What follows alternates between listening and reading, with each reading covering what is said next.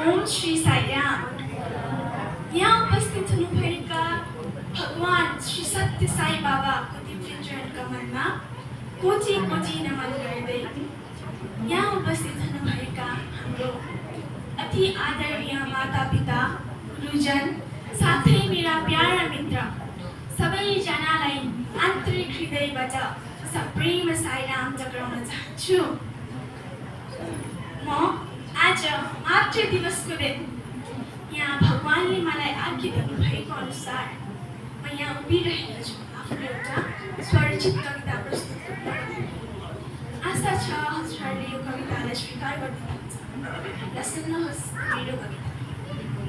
आमा, छल छल बग्दछ ममता तिम्रो, छल छल बग्दछ ममता तिम्रो, किन हो ए आमा, किन गर्दछौ यति धेरै माया एक्लो यो जिन्दगीमा, किन गर्दछौ यति धेरै माया एक्लो यो जिन्दगीमा।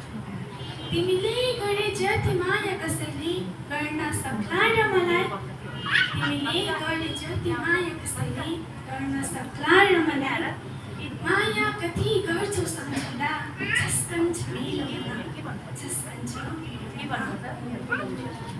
आमा भन्दा ठुलो अरू कोही हुन्न यो संसारमा, आमा को हो भनी सोध उनलाई जो अनाथ हुन्छन् यहाँ, जो अनाथ हुन्छन् यहाँ।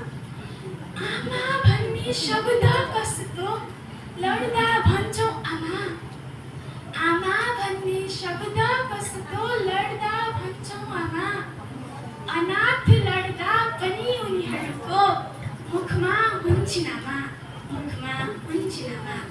धन्यवाद। र यहाँ उपस्थित हुनुभएका सबै आमाहरूलाई मेरो तर्फबाट धेरै धेरै शुभकामना दिँदै यहाँबाट बिदा लिन चाहन्छु। जय साईराम।